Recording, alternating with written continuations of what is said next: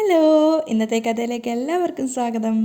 അങ്ങനെ രാഹുലിനോട് കുടിക്കാൻ എന്തെങ്കിലും എടുക്കാൻ, ചൂടല്ലേ എന്നൊക്കെ പറഞ്ഞിട്ട് നാരങ്ങ വെള്ളം എടുക്കാൻ വേണ്ടിയിട്ടാണ് ഷാരി പോകുന്നത്. അപ്പോൾ ഷാരിയുടെ മനസ്സിലുള്ള പ്ലാന് മനോഹർ പറഞ്ഞതുപോലെ, അതായത് എന്തെങ്കിലും ഉറക്ക ഗുളിക കലക്കിയിട്ട് ആ വെള്ളത്തിൽ കൊടുത്തതിന് ശേഷം അയാളെ മെൻ്റൽ ഹോസ്പിറ്റലിലേക്ക് കൊണ്ടുപോകാൻ വേണ്ടിയിട്ടാണ്. അപ്പം അയാൾ നാരങ്ങ വെള്ളം എടുക്കാൻ സമ്മതിച്ച ഉടനെ തന്നെ സന്തോഷത്തോടു കൂടി പുറത്തേക്ക് ഇറങ്ങുകയാണ്. അതേസമയം മനോഹറും സരയും കൂടെ പ്രണയലീലകളിലാണ്. അപ്പം മനോഹറിൻ്റെ നെഞ്ചിൽ ചാരിക്കിടന്നുകൊണ്ട് സരയു പറയുന്നുണ്ട്, ഞാൻ ഓർക്കുകയായിരുന്നു എൻ്റെ മനുവേട്ടൻ എത്ര ഹൃദയവിശാലതയുള്ളവനാണെന്ന്. അതൊക്കെ കേട്ടിട്ട് മനോഹർ ഇങ്ങനെ പുറത്ത് ചിരിക്കുകയാണ്. പിന്നെ ഇവളുടെ ഹൃദയവിശാലതയെ നോക്കി നിൽക്കുക ഞാൻ എന്നുള്ള അർത്ഥത്തിൽ. അപ്പം സരയു സ്നേഹത്തോടെ പറയുന്നുണ്ട്, അതുകൊണ്ട് ഈ ഹൃദയത്തോട് ഇങ്ങനെ ചേർന്ന് നിൽക്കുമ്പോൾ ഞാനാണ് ഈ ലോകത്തിലെ ഏറ്റവും വലിയ ഭാഗ്യവതി എന്ന് എനിക്ക് തോന്നുക. അപ്പം മനോഹർ കൊഞ്ചിക്കൊണ്ട് ചോദിക്കും, എന്താ അങ്ങനെ തോന്നാൻ കാരണം? അല്ല, ഇവിടെ ഇത്രമാത്രം പ്രശ്നങ്ങൾ ഉണ്ടായിട്ടും എന്നോട് എന്തുമാത്രം സ്നേഹമുള്ളത് കൊണ്ടായിരിക്കും ഇങ്ങനെ എന്നെ പറ്റിച്ചേർന്ന് ഇവിടെ നിൽക്കുന്നത്. അപ്പം മനോഹർ സ്നേഹത്തോടെ പറയുന്നുണ്ട്, എൻ്റെ മനസ്സിൽ നമ്മുടെ കുഞ്ഞു മാത്രമേ ഇപ്പോൾ ഉള്ളൂ മോളൂ. അപ്പം സരയുവിന് ഭയങ്കര സന്തോഷമാവാണ്. അപ്പോഴേക്കും പെട്ടെന്ന് തന്നെ ഡോറ് തുറന്നിട്ട് ഷാരി കയറി വരുന്നുണ്ടായിരുന്നു. ഷാരി ഒട്ടും പ്രതീക്ഷിച്ചില്ല അവരങ്ങനെ ആ ഒരു സീനിലായിരിക്കുന്നു. പെട്ടെന്ന് ഷാരിനെ കണ്ടപ്പോൾ അവരും കുറച്ച് നെർവസ് ആവും. അതിനുശേഷം മനോഹർ പെട്ടെന്ന് തന്നെ കൈയെടുത്ത് മാറ്റുകയാണ്. സരയുവിൻ്റെ തോളിൽ കൂടെ ഇട്ടിട്ടുണ്ടായിരുന്ന കൈ. അതുപോലെ തന്നെ സരയു ആണെങ്കിലും മനോഹറിൻ്റെ നെഞ്ചിൻ്റെ മുകളിൽ ചേർന്ന് കിടക്കുകയായിരുന്നു. അവിടുന്ന് പെട്ടെന്ന് തന്നെ എഴുന്നേൽക്കുകയാണ്. അത് കണ്ടതും ഷാരിയും വല്ലാതെ ആവുന്നുണ്ട്. ഷാരി പറയുന്നുണ്ട്, സോറി ഞാൻ പിന്നെ വരാം എന്ന് പറഞ്ഞ് വാതിൽ പിന്നെ ലോക്ക് ചെയ്യാൻ പോകുമ്പോഴേക്കും സരയു വിളിക്കുകയാണ്. മനോഹർ പറയുന്നുണ്ട്, അയ്യോ ആൻറ്റി. അപ്പം സരയു പറയുന്നുണ്ട്, അമ്മ പോണ്ട, അവിടെ നിൽക്ക്, ഇങ്ങോട്ട് വാ. അപ്പോഴേക്കും ഷാരി വീണ്ടും അകത്തേക്ക് വന്നിട്ട് ബെഡിൽ അവരെ അടുത്തിരിക്കുക. എന്നിട്ട് പറയുന്നുണ്ട്, സോറി മക്കളെ, ഞാനങ്ങനെ ഇടിച്ചേരി വന്നതൊന്നും അല്ല കേട്ടോ. എന്നിട്ട് മനോഹറിനോട് പറയാണ്, പിന്നെ മോളുടെ അച്ഛൻ നാരങ്ങ വെള്ളം വേണമെന്ന് പറഞ്ഞായിരുന്നു. അങ്ങനെയാണെങ്കിൽ ഇപ്പോൾ പറ്റിയ സന്ദർഭമാണ് രാഹുലേട്ടനെ ഉറക്കിക്കെടുത്താൻ. കേട്ടപാതി മനോഹർ വേഗം എഴുന്നേറ്റ് പോയി ഡ്രോ തുറന്നിട്ട് അതിൻ്റെ അകത്ത് നിന്നൊരു ചെറിയ ബോട്ടിൽ എടുക്കുകയാണ്. അപ്പം ഷാരി സരു ഇങ്ങനെ അത്ഭുതത്തോടു കൂടി നോക്കുകയാണ്. അപ്പം മനോഹർ അത് കൊണ്ടുവന്നിട്ട് പറയുന്നുണ്ട്, എന്നാൽ ഇതിൽ നിന്ന് കുറച്ചെടുത്തിട്ട് ചേർത്ത് കലക്കി കൊടുത്തോ നാരങ്ങ വെള്ളത്തിൽ. അത് കഴിച്ചു കഴിഞ്ഞാൽ പിന്നെ കുറച്ചു നേരം കഴിഞ്ഞിട്ടേ ബോധം വരുള്ളൂ. അതിനു മുമ്പ് എത്തേണ്ട സ്ഥലത്ത് എത്തിക്കണം. ഒക്കെ പമ്മിയ ശബ്ദത്തിലാണ് മനോഹർ പറയുന്നത്. അപ്പോഴേക്കും ഷാരി അത് വാങ്ങിക്കുകയാണ്. അതിങ്ങത്താ. അപ്പോൾ സരയു കുറച്ച് വിഷമത്തോടെ പറയുന്നുണ്ട്, അല്ല ഇനി ഡോക്ടർ എന്ത് പറയുമോ ആവോ? ഏയ്, അത് ഓർത്ത് ടെൻഷൻ വേണ്ട മോളൂ. മനോഹർ സരയുവിനെ സമാധാനിപ്പിക്കുകയാണ്. ഡോക്ടർമാർ നിത്യേനെ ഇതേപോലെ എത്ര കേസുകൾ കൈകാര്യം ചെയ്യുന്നതാ. അവർക്കൊക്കെ ഇത് നിസ്സാരമായിരിക്കും. അപ്പോൾ ഷാരിയും പറയുന്നുണ്ട്, അങ്ങേര് ഇനി അയലത്തുകാരുടെയും നാട്ടുകാരുടെയും മുമ്പിൽ കോമാളി ആവുന്നതിനേക്കാളും നല്ലത് പെട്ടെന്ന് തന്നെ ചികിത്സിച്ചിട്ട് നന്നാക്കി എടുക്കുന്നതാ. അപ്പോൾ സരയു ഇങ്ങനെ വിഷമത്തിൽ നിൽക്കുകയാണ്, അച്ഛനെ അങ്ങനെയൊക്കെ ചെയ്യുന്നല്ലോ എന്ന് ഓർത്ത സമയത്ത്.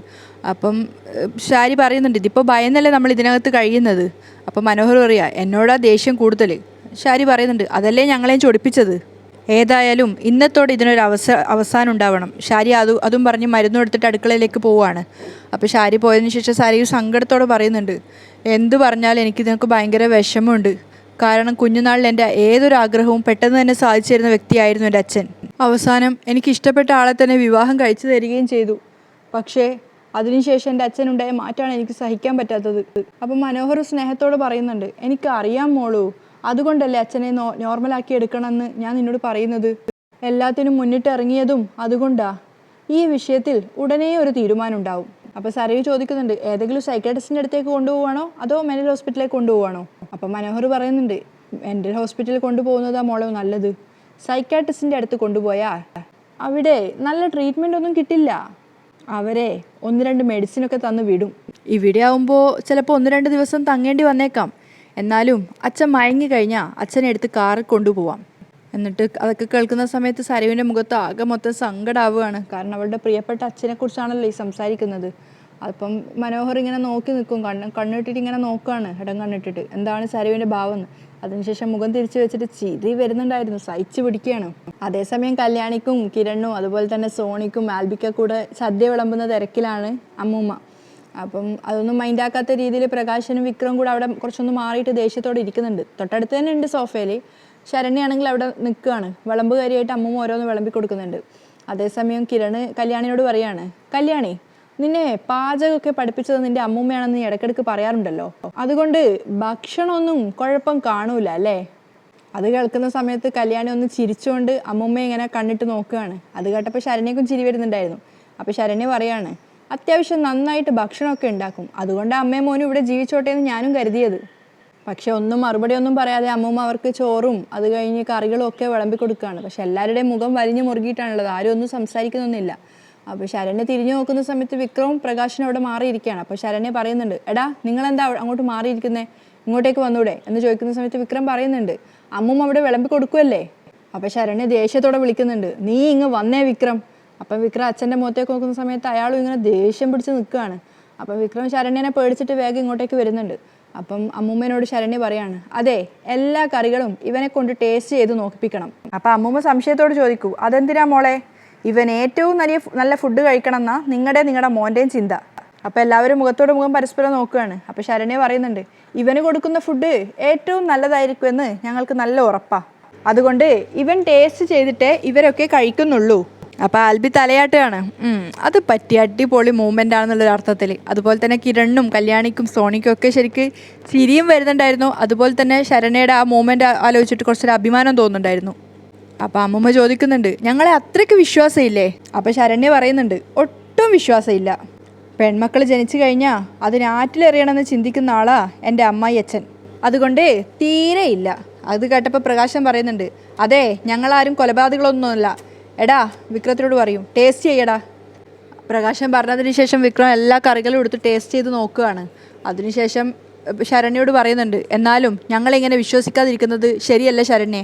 അപ്പോൾ കിരൺ പറയുക, എടാ നിന്നെയൊക്കെ എങ്ങനെ വിശ്വസിക്കും, നീയൊക്കെ വായ തുറക്കുന്നത് ആഹാരം കഴിക്കാനും അല്ലെങ്കിൽ കള്ളം പറയാനും അതും അല്ലെങ്കിൽ വിഷം തുപ്പാനുമാ. അപ്പോൾ ആൽബിയും പറയുന്നുണ്ട്, അതൊക്കെ ഞാനും ഒരുപാട് അനുഭവിച്ചതാ. അപ്പോൾ അമ്മൂമ്മ പറയാ, സംഭവിച്ചത് സംഭവിച്ചു കഴിഞ്ഞു മോനെ, ഇനിയിപ്പോൾ നിങ്ങൾ കഴിക്ക്. പിന്നെ നിങ്ങൾ കഴിച്ചിട്ട് കൊള്ളാമെന്ന് പറയുന്നതാണ് എൻ്റെ തൃപ്തി. അതിനുശേഷം എല്ലാവരും ഭക്ഷണം കഴിക്കാൻ വേണ്ടി തുടങ്ങുകയാണ്. 2-3 വായ ചോറ് കഴിച്ചതിന് ശേഷം കല്യാണി പറയുന്നുണ്ട്, അച്ഛനും മോനും മാറിയിരിക്കണം എന്നില്ല, എല്ലാവർക്കും വേണമെങ്കിൽ ഒരുമിച്ച് കഴിക്കാം. അപ്പോൾ ശരണ്യ പറയാ, അതൊന്നും വേണ്ട, എല്ലാവരും കഴിച്ചു കഴിഞ്ഞിട്ട് അവർ കഴിച്ചാൽ മതി. അത് കേട്ടപ്പോൾ പ്രകാശൻ ഒന്നുകൂടെ ദേഷ്യം കയറാണ്, ഞങ്ങൾക്ക് ഇവിടുത്തെ ഭക്ഷണമൊന്നും വേണ്ട. അപ്പം തിരിഞ്ഞ് അയാളെ നോക്കിക്കൊണ്ട് ശരണ്യം പറയുന്നുണ്ട്, എന്നാ വലിയ ഉപകാരം, ഒരു നേരം പട്ടിണി കിടന്നെന്ന് വിചാരിച്ച് ഒന്നും സംഭവിക്കില്ല. അപ്പോൾ സോണി പറയാ, അയാൾക്ക് പട്ടിണി കിടന്നാലും കുഴപ്പമില്ല, പക്ഷേ അയാളുടെ മോന് ഏത് നേരവും നല്ല ഭക്ഷണം കഴിക്കണം എന്ന അയാളുടെ ചിന്ത. പ്രകാശൻ ഒന്നും പറയാൻ പറ്റാതെ ഒരു എന്താ പറയുക നിസ്സഹായനായിട്ട് അവിടെ ഇരിക്കുകയാണ്. അപ്പം ബാക്കി എല്ലാവരും വീണ്ടും ഫുഡൊക്കെ കഴിക്കുന്നത് സ്റ്റാർട്ട് ചെയ്യുന്നുണ്ട്. ഭക്ഷണം കഴിച്ച് ഏകദേശം പകുതി തീരാറായപ്പോഴേക്കും ആൽബി പറയുന്നുണ്ട്, ഉള്ളത് പറയാലോ, അടിപൊളിയായിട്ടുണ്ട് ഭക്ഷണം. അപ്പോൾ കിരൺ പറയാ, അത് പിന്നെ മോശം വരില്ല ആൽബി, ഇവളുടെ അമ്മയും അമ്മൂമ്മയും ഒക്കെ ഉണ്ടാക്കുന്നത് ഒരേ ടേസ്റ്റാണ്. അപ്പോൾ അവർ പുഞ്ചിരിച്ചുകൊണ്ട് പറയുന്നുണ്ട്, എല്ലാവരെയും പഠിപ്പിച്ചത് ഞാനാ. അപ്പോൾ കിരൺ പറയാ, ദേ വീണ്ടും തുടങ്ങി.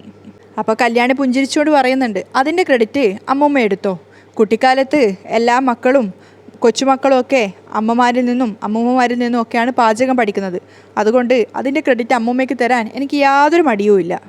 അതേസമയം പ്രകാശൻ വിക്രത്തിനോട് പറയുന്നുണ്ട്, വല്ലാത്തൊരു ഗതികേടാണ് നമ്മുടേത്, വല്ലാത്തൊരു ഗതികേട്, അവൾ സംസാരിച്ചു തുടങ്ങിയ അന്ന് മുതൽ തുടങ്ങിയതാ നമ്മുടെ ഗതികേട്, സഹിച്ചേ പറ്റൂ.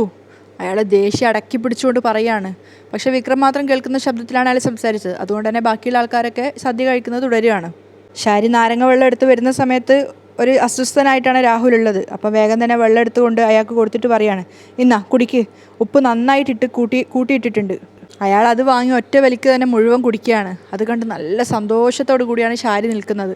അതിനുശേഷം ചോദിക്കുകയാണ്, എങ്ങനെയുണ്ട് നാരങ്ങ വെള്ളം? അപ്പം അയാൾ ഈർഷ്യയോടെ പറയാണ്, ഒരു നാരങ്ങ വെള്ളം എങ്ങനെ ഉണ്ടാവാനാ, ഉപ്പ് കൂട്ടിയിടാൻ പറഞ്ഞപ്പോൾ നല്ലോണം അങ്ങോട്ട് കൂട്ടിയിട്ടു. അപ്പം ശാരി പറയുന്നുണ്ട്, എന്ന് വെച്ചാൽ അങ്ങനെയല്ലേ പറഞ്ഞത്, ഇനി കുറഞ്ഞെങ്ങാനും പോയാൽ എന്നെ തല്ലാനും കൊല്ലാനും വന്നാലോ? അപ്പം രാഹുൽ പറയുന്നുണ്ട്, എൻ്റെ ശാരി നിനക്ക് ഈ നാരങ്ങ വെള്ളത്തിനകത്ത് എന്തെങ്കിലും ഒന്ന് കലക്കി തന്നൂടായിരുന്നോ? അത് കേട്ട സമയത്ത് ശാരി ഞെട്ടുകയാണ്, കാരണം കലക്കി കൊടുത്തിട്ടുണ്ടല്ലോ ഓൾറെഡി. എന്നിട്ട് അത്ഭുതത്തോടു കൂടി ചോദിക്കുകയാണ്, എന്താ എന്താ നിങ്ങൾ പറഞ്ഞത്? അല്ല, എന്നെ തലയ്ക്ക് വെളിവില്ലാത്തവനാക്കുന്നതിലും നല്ലത് എന്നെ അങ്ങ് കൊല്ലുന്നതല്ലായിരുന്നു എന്ന് ചോദിച്ചതാ. അപ്പോൾ ശാരിക്ക് സമാധാനമായി, കാരണം സംഭവം മനസ്സിലായിട്ടില്ല എന്ന് മനസ്സിലായി. അപ്പം ശാരി സ്നേഹത്തോടെ പറയാണ്, ചേട്ടൻ്റെ അസുഖമൊക്കെ ഉടനെ മാറും. അപ്പോൾ അയാൾ ദേഷ്യത്തോടെ പറയുന്നുണ്ട്, അസുഖം ഉണ്ടെങ്കിലല്ലേ മാറ്റാൻ പറ്റൂ. അപ്പോൾ ശാരി മനസ്സിൽ വിചാരിക്കുകയാണ്, അസുഖം ഇല്ലെന്ന് പറഞ്ഞാൽ ഇനി അതിൻ്റെ പേരിൽ കത്തിയെടുക്കുമെന്ന് പറയാൻ പറ്റത്തില്ല. അപ്പോഴേക്കും രാഹുലിന് ഏകദേശം മയക്കം വന്നുകൊണ്ടിരിക്കുകയായിരുന്നു. അത് കണ്ടപ്പോൾ ശാരിക്ക് സന്തോഷമായിട്ട് ശാരി ചോദിക്കുന്നുണ്ട്, എന്ത് പറ്റി രാഹുലേട്ടാ? അപ്പോൾ അയാളിങ്ങനെ അസ്വസ്ഥതയായിട്ട് പറയുന്നുണ്ട്, എന്തോ ഒരു ചെറിയ മയക്കം പോലെ. രാഹുലേട്ടന് പിന്നെ ഉറക്കമില്ലല്ലോ, എപ്പോഴും എന്തൊക്കെയോ ആലോചിച്ചുകൊണ്ടിരിക്കുകയല്ലേ, കിടന്നോ എന്നാൽ ഉറങ്ങിക്കോ, എന്നാൽ കുറേയൊക്കെ ശരിയാവും എന്നൊക്കെ അവൾ പറയുമ്പോഴേക്കും രാഹുൽ പറയുന്നുണ്ട്, കിടന്നാൽ കാണുന്നത് അതിന് മൊത്തം ദുസ്വപ്നങ്ങളല്ലേ, അതൊക്കെ ശരിയാവും. ശാരി പറയാണ്, ഞാനേ ഒരു നല്ല ജോത്സ്യനെ കാണാൻ പോവാ. എങ്ങോട്ടേക്ക്? ഒരു നല്ല മെൻ്റൽ ഹോസ്പിറ്റലിലേക്ക്. അയാളിങ്ങനെ ഞെട്ടിയിട്ട് ചോദിക്കുകയാണ്. അല്ല, ചേട്ടനെ മെൻ്റൽ ഹോസ്പിറ്റലിലേക്ക് പോവേണ്ടി വരുമോ എന്നറിയാൻ വേണ്ടിയിട്ട് ജ്യോത്സ്യരെ കാണാൻ പോവുക. ആ മയക്കത്തിനിടയിലും രാഹുൽ പറയുന്നുണ്ട്, എടി നീ ആദ്യം തന്നെ ജ്യോത്സ്യരെ കണ്ട് പ്രശ്നം വെപ്പിക്കേണ്ടത് നിൻ്റെ മോളുടെ ഭാവി എന്താവുന്നാ. അവൾ ആ നിലയില്ലാ കയത്തിലേക്ക് താണുകൊണ്ടിരിക്കുന്നത്. അപ്പോൾ അതൊന്നും മൈൻഡാക്കാതെ ശാരി ചോദിക്കുകയാണ്, അല്ല ഉറക്കം വരുന്നില്ലേ ഇപ്പോൾ? അപ്പോഴും അയാൾ തിരിച്ചു ചോദിക്കുന്നുണ്ട്, അല്ല ഞാൻ പറഞ്ഞത് നീ കേട്ടോ? ഓ കേട്ടു ശരിക്കൊന്ന് ഉറങ്ങ്, അപ്പോൾ തലക്കകത്ത് കുറച്ച് വെളിച്ചം കിട്ടും. ബോധം പോകാനായപ്പോഴേക്കും വീണ്ടും രാഹുൽ പറയുന്നുണ്ട്, ഈ വീട്ടിനകത്ത് ഞാൻ മാത്രമേ നോർമൽ, നീയും നിൻ്റെ മോളും ഒക്കെ മനോഹറിന് ജപ്പാനിലും അമേരിക്കയിലും ഒക്കെ ബിസിനസ്സും സ്ഥലങ്ങളും ഒക്കെ ഉണ്ടെന്ന് വിശ്വസിച്ച് നടക്കുക. ഷാരി അപ്പോൾ താല്പര്യമില്ലാത്ത മട്ടിൽ കേട്ട് നിൽക്കുകയാണ്. അപ്പോൾ രാഹുൽ വീണ്ടും പറയുന്നുണ്ട്, അതുകൊണ്ടാണ് ഞാൻ പറഞ്ഞത് ഒരു ജ്യോത്സ്യനെ കാണുമ്പോൾ നിൻ്റെ മോളെപ്പറ്റി ചോദിച്ചറിയാൻ. നാളെ അവൾക്ക് സമനില തെറ്റുമോന്നാ നീ നല്ലൊരു ജ്യോത്സ്യനെ കണ്ട് ചോദിച്ച് മനസ്സിലാക്കേണ്ടത്. അതുപോലെ നിൻ്റെ ഭാവിയും അത്ര സുരക്ഷിതമല്ല ഷാരി. ഷാരി ഒക്കത്തിനും തലയാട്ടിക്കൊണ്ടിരിക്കുകയാണ്. കാരണം താല്പര്യമില്ലാത്ത മട്ടിൽ അയാൾ എന്തൊക്കെയോ പിച്ചുമ്പേയും പറയാന്നുള്ള രീതിയിൽ കേട്ടുകൊണ്ടിരിക്കുകയാണ്. നമ്മൾ മൂന്നാളും മുങ്ങിക്കൊണ്ടിരിക്കുക. അവസാനം അങ്ങനെയൊക്കെ പറയുമ്പോഴേക്കും ഏകദേശം രാഹുലിൻ്റെ കണ്ണുകളിൽ മയക്കം വന്ന് പൂർണ്ണമായിട്ടും ബോധം കെട്ടുകൊണ്ടേയിരിക്കുകയാണ്. അത് കാണുന്ന സമയത്ത് ഷാരി മനസ്സിൽ ചിരിക്കുന്നുണ്ട്. വരുന്നുണ്ട്, ഉറക്കം വരുന്നുണ്ട്, മരുമോൻ്റെ മരുന്ന് പൂർണ്ണമായും ഏറ്റിട്ടുണ്ട്. അപ്പോൾ രാഹുൽ പറയുന്നുണ്ട്, എന്താണെന്നറിയില്ല, ഇനിയിപ്പോൾ ഒന്ന് മയങ്ങിയേ പറ്റൂ എന്ന് പറഞ്ഞുകൊണ്ട് അയാൾ ബെഡിലേക്ക് തലചായ്ച്ച് വെച്ച് കിടക്കുകയാണ്. അപ്പോൾ കണ്ണുകളിലേക്ക് ഉറക്കം വരുന്നുണ്ട്. രാഹുൽ പൂർണ്ണമായും മയക്കത്തിലേക്ക് വീണതിന് ശേഷം സരയും അതുപോലെ തന്നെ മനോഹറും മുറിയിലേക്ക് വരുന്നുണ്ട്. അപ്പം മനോഹർ ഒന്നുകൂടെ ഏന്തി വലിഞ്ഞ് നോക്കുകയാണ് പൂർണ്ണമായിട്ടും മയങ്ങുമോ എന്നറിയാൻ വേണ്ടിയിട്ട്. അപ്പം ഷാരി പറയുന്നുണ്ട്, മോനെ പൂർണ്ണമായും വെട്ടിയിട്ട വാഴത്തണ്ട് പോലെ മയങ്ങി വീണു. അപ്പം മനോഹർ പറയുന്നുണ്ട്, ഇനി ഒട്ടും സമയം കളയരുത്, എത്രയും പെട്ടെന്ന് വണ്ടിയിലിട്ടിട്ട് വേണം കൂട്ടിക്കൊണ്ട് പോവാൻ. അപ്പം മനോഹറിനൊരു സംശയം, പക്ഷേ നമ്മൾ മൂന്നാളും കൂടെ പൊക്കിയ അച്ഛൻ പൊങ്ങുമോ? അപ്പോൾ ഷാരി പറയുന്നുണ്ട്, മോനും മോളും കൂടെ തലയിലും കാലിലും പിടിച്ചാൽ മതി, ഞാൻ നടുക്കുന്ന് താങ്ങി പിടിച്ചോളാം. അപ്പം മനോഹർ പറയുന്നുണ്ട്, വലിയ ലോഡാണ് നമ്മൾ എടുക്കുന്നത്, അതിനി നോക്കുകൂലി കൊടുക്കേണ്ടി വരുമോ എന്തോ? അപ്പോൾ ഷാരി പറയുന്നുണ്ട്, നോക്കുകൂലി കൊടുത്താലും കൊടുത്തില്ലെങ്കിലും ശരി, ഇങ്ങനെ എത്തിക്കേണ്ടിടത്ത് എത്തിക്കണം, വാ പിടിക്കേ എന്ന് പിറുപിറുക്കാണ്. അങ്ങനെ 3 പേരും കൂടെ എങ്ങനെയൊക്കെയോ രാഹുലിനെ പൊന്തിക്കാനുള്ള ശ്രമത്തിലാണ്. അതേസമയം ഭക്ഷണമൊക്കെ കഴിച്ചിട്ട് കിരണും കല്യാണിയും അതുപോലെ ആൽബിയും സോണിയും ഒക്കെ കൂടെ പോകാൻ വേണ്ടി റെഡിയാവുകയാണ്. അമ്മൂമ്മയാണെങ്കിൽ ടേബിളൊക്കെ തുടച്ച് വൃത്തിയാക്കുന്ന തിരക്കിലാണ്. അപ്പം ശരണ്യ അടുത്ത് തന്നെ നിൽക്കുന്നുണ്ട് ഇവരുടെ അടുത്ത്. അപ്പം കിരണ് കുറച്ച് ശബ്ദം കൂട്ടി അകത്തേക്ക് നോക്കി വിളിച്ചു പറയാണ്, ഞങ്ങൾ പോവുക. അപ്പം അമ്മൂമ്മ ഇങ്ങനെ മുറുമുറുപ്പോടെ നോക്കുകയാണ് ഇവരെയൊക്കെ ദേഷ്യത്തോടെ. അപ്പം ശരണ്യനോട് കിരണ് പറയുന്നുണ്ട്, അച്ഛനെയും മോനെ ഒന്ന് വിളിക്കാവോ? ഓ ഇപ്പം തന്നെ വിളിക്കാം എന്ന് പറഞ്ഞ് ശരണ്യ അകത്തേക്ക് പോയ സമയത്ത് അമ്മൂമ്മയെ നോക്കിക്കൊണ്ട് കിരണ് പറയാണ്, നല്ല സദ്യ ആയിരുന്നു അല്ലേ? അപ്പോൾ ആൽബിയും പറയുന്നുണ്ട്, സൂപ്പറായിരുന്നു. അപ്പോൾ കിരണ് പറയാണ്, എന്തൊക്കെ പറഞ്ഞാലും ഇവളുടെ അമ്മൂമ്മയാണല്ലോ ഉണ്ടാക്കിയത്, അതൊരിക്കലും മോശമാവില്ല. അപ്പോൾ അമ്മൂമ്മയും കുറച്ചൊന്ന് പ്രൗഡായിട്ട് തല ഉയർത്തി നിൽക്കുകയാണ്. അപ്പം കല്യാണി പറയുന്നുണ്ട്, അതിന് നമ്മളാണ് വിരുന്നുകാരെന്ന് അറിഞ്ഞിട്ടുണ്ടാക്കിയതല്ലല്ലോ. അപ്പോൾ കിരണ് തലയാട്ടിയിട്ട് പറയാം, അത് ശരിയാ, അതുകൊണ്ടാണ് മനസ്സറിഞ്ഞ് എല്ലാം ഉണ്ടാക്കി വെച്ചത് കല്യാണി പറയുന്നുണ്ട്. അത് കേട്ടപ്പോൾ അമ്മൂമ്മ പറയുന്നുണ്ട്, അല്ലെങ്കിലും ഞാൻ സദ്യക്ക് വെള്ളമൊന്നും ചേർക്കാറില്ല. എന്നിട്ട് പിറുപിറുക്കുകയാണ്, മനസ്സിലിങ്ങനെ പറയുന്നുണ്ട്, ആവശ്യത്തിനുള്ളത് വെട്ടി വിഴുങ്ങിയിട്ട് ഇപ്പോൾ പറയുന്നത് കേട്ടില്ലേ? അപ്പോഴേക്കും ശരണ്യ വിക്രത്തിനെയും പ്രകാശിനെയും വിളിച്ചുകൊണ്ട് പുറത്തേക്ക് വരികയാണ്. അപ്പോഴേക്കും ആൽബി പറയുന്നുണ്ട്, അതെ ഞങ്ങളങ്ങോട്ട് ഇറങ്ങുക, സദ്യയൊക്കെ നന്നായിരുന്നു കേട്ടോ. പക്ഷെ പ്രകാശം വലിയ താല്പര്യമില്ലാത്ത മട്ടിൽ ദേഷ്യത്തോടെ നിൽക്കുകയാണ്. അതിനുശേഷം ആൽബി വിക്രത്തിൻ്റെ അടുത്ത് പോയിട്ട് തോളിൽ കൈവച്ചുകൊണ്ട് പറയാണ്, പറഞ്ഞതൊക്കെ ഓർമ്മയുണ്ടല്ലോ, ഇനിയെങ്കിലും ഞങ്ങളുടെ പിന്നാലെ നടന്നിട്ട് ഞങ്ങളെ ശല്യം ചെയ്യരുത്. നിൻ്റെ മുമ്പിൽ നല്ലൊരു ജീവിതം ഉണ്ടായിരുന്നു. സോണിക്ക് നേരെ കണ്ണ് കാണിച്ചുകൊണ്ട് ആൽബി പറയാണ്, ആ ജീവിതം നീയായിട്ട് തന്നെ തുലച്ചു, ഇപ്പോൾ ആ ജീവിതം എനിക്ക് കിട്ടി. അങ്ങനെ ഒരു തിരിച്ചറിവ് എനിക്കുള്ളത് കൊണ്ട് നിനക്ക് പറ്റിയ അബദ്ധം എനിക്കൊരിക്കലും പറ്റില്ല. ആൽബി പറയുന്നത് കേട്ടിട്ട് വിക്രം ദേഷ്യത്തോടെ മുഖം വെക്കുകയാണ്. അപ്പോൾ കിരണ് പറയുന്നുണ്ട്, ഡാ പറഞ്ഞത് കേട്ടില്ലേ, അവനവൻ്റെ കാര്യം നോക്കി ജീവിച്ചാൽ നിനക്ക് കൊള്ളാം. അപ്പോൾ കല്യാണിയും വെറുപ്പോടുകൂടി പറയുന്നുണ്ട്, ഇനി സോണിയെയും ആൽബിയെയും തമ്മിൽ തെറ്റിക്കാൻ നോക്കുന്നത് പാഴ്വേലയാണെന്ന് മനസ്സിലാക്കിയ സ്ഥിതിക്ക് ഇനി വെറുതെ സമയം കളയണ്ടെന്നാ അച്ഛനോടും മോനോടും ആൽബി ഏട്ടൻ പറഞ്ഞത്. കല്യാണിയുടെ സംസാരം കേൾക്കുന്ന സമയത്ത് പ്രകാശം വെറുപ്പോടുകൂടി കല്യാണിയെ നോക്കുകയാണ്. അത് കണ്ടിട്ട് കിരണ് പറയുന്നുണ്ട്, ഇപ്പോഴും മോളോടുള്ള വെറുപ്പ് മാറിയിട്ടില്ല അല്ലേ? അപ്പോൾ കല്യാണി ശരണ്യയോടായിട്ട് പറയാണ്, ഏതായാലും ശരണ്യ ഒന്ന് സൂക്ഷിച്ചോളണം, രണ്ടാളിൻ്റെയും മനസ്സ് തിളച്ച് മറിയുക. അപ്പോൾ ശരണ്യ പരിഹാസത്തോടെ പറയുന്നുണ്ട്, ആ മനസ്സൊക്കെ തണുപ്പിക്കാൻ എനിക്കറിയാം. അപ്പോൾ പ്രകാശൻ അതേ വെറുപ്പോടുകൂടി ശരണ്യയെ നോക്കുകയാണ്. അപ്പോൾ കിരണ് പറയുന്നുണ്ട്, ഒരു സമയത്ത് ഇവൾ മകളാണെന്ന് പറയാൻ നിങ്ങൾക്ക് വെറുപ്പായിരുന്നു, എന്നാൽ ഇന്ന് കാര്യങ്ങൾ തിരിച്ചായി. ഇപ്പം ഇങ്ങനെ ഒരു അച്ഛനും അമ്മൂമ്മയും അനിയനും ഇല്ലെന്ന ചിന്തയിലാണ് ഇവൾ ജീവിക്കുന്നത്. അപ്പോൾ കല്യാണിയുടെ മുഖത്ത് വെറുപ്പ് വരികയാണ്. അപ്പോൾ കിരണ് പറയുന്നുണ്ട്, അത്രത്തോളം നിങ്ങളെ 3 ആളെ ഇവൾക്ക് വെറുപ്പാ. വിക്രം പ്രകാശനും ഒരുപോലെ വെറുപ്പോട് കൂടിയാണ് കേട്ട് നിൽക്കുന്നത്. തിരിച്ചൊന്നും പറയാൻ പറ്റാത്തൊരു മാനസികാവസ്ഥയിൽ. അപ്പോൾ പെട്ടെന്ന് തന്നെ അമ്മൂമ്മ ഇടയിൽ കയറി പറയുന്നുണ്ട്, ഇനി ശത്രുതയ്ക്കും മത്സരത്തിനൊന്നും ഞങ്ങളില്ല മക്കളെ, അതുകൊണ്ട് ഞങ്ങളെ ശത്രുക്കളായി കാണരുത്. അപ്പോൾ അവർ 4 പേര് സിമ്പതിയോട് കൂടി അമ്മൂമ്മയെ നോക്കുകയാണ്. അതിനുശേഷം കല്യാണി വെറുപ്പോടെ പറയുന്നുണ്ട്, ഇവനുണ്ടല്ലോ, ഇവനെപ്പോലൊരു ക്രിമിനൽ ഈ ലോകത്ത് കാണില്ല. വിക്രത്തിനെ നോക്കിക്കൊണ്ടാണ് കല്യാണി പറയുന്നത്. അതൊക്കെ കേൾക്കുമ്പോൾ പ്രകാശന് ദേഷ്യം വരുന്നുണ്ട്, പ്രത്യേകിച്ച് കല്യാണി പറയുന്നത് കൊണ്ട്. അപ്പോൾ കല്യാണി വിക്രത്തിനോട് പറയാ, നിന്റെ ഒരുപാട് കഥകൾ ഞാൻ അറിഞ്ഞടാ. അച്ഛനും അമ്മൂമ്മയും വളർത്തി വഷളാക്കിയവനെ ഈ ഭൂമിയിൽ ജീവിക്കാൻ പോലും അർഹതയില്ല. ജീവിക്കുവാണെങ്കിൽ തന്നെ ഇവൻ പുറത്തല്ല ജീവിക്കേണ്ടത്, അകത്താ, ജയിലിനകത്ത്. അവസാനം കേട്ടുനിന്ന് ലാസ്റ്റ് വിക്രം പറയാണ്, മനുഷ്യന് പതനുണ്ടാവുമ്പോൾ അത് പറഞ്ഞ് രസിച്ച് എല്ലാവരും ഇങ്ങനെ സന്തോഷിക്കരുത്. അത് കേട്ട സമയത്ത് കല്യാണിയും കിരണും പരസ്പരം നോക്കുകയാണ്. എന്നിട്ട് കല്യാണി പറയുന്നുണ്ട്, നിന്റെ പതനം പൂർണ്ണമായിട്ടില്ല, ഇനിയും നിനക്ക് ഒരുപാട് കടമ്പകൾ കടക്കേണ്ടി വരും. നീ ഇപ്പോഴും സ്വതന്ത്രനായിട്ടാണ് നടക്കുന്നത്. എത്ര കാലം അങ്ങനെ നടക്കാൻ പറ്റുന്നേ ആർക്കും പറയാൻ പറ്റില്ല. വിക്രമാദിത്യൻ രാജാവാക്കാനാ രാജാവിൻ്റെ പേരിട്ടത്, എന്നിട്ടിപ്പോൾ രാജാവും ഇല്ല പ്രജയും ഇല്ല. കല്യാണി പരിഹസിക്കുകയാണ്, ഇവൻ കള്ളനാ, പേരും കള്ളൻ, ഒരു കൊടും കുറ്റവാളി. കല്യാണി പറയുന്നത് കേൾക്കുന്ന സമയത്ത് പ്രകാശൻ്റെ കൺട്രോൾ പോകുന്നുണ്ട്. കല്യാണി പറയുന്നത് സമയത്ത് വെറുപ്പ് വരികയാണ്.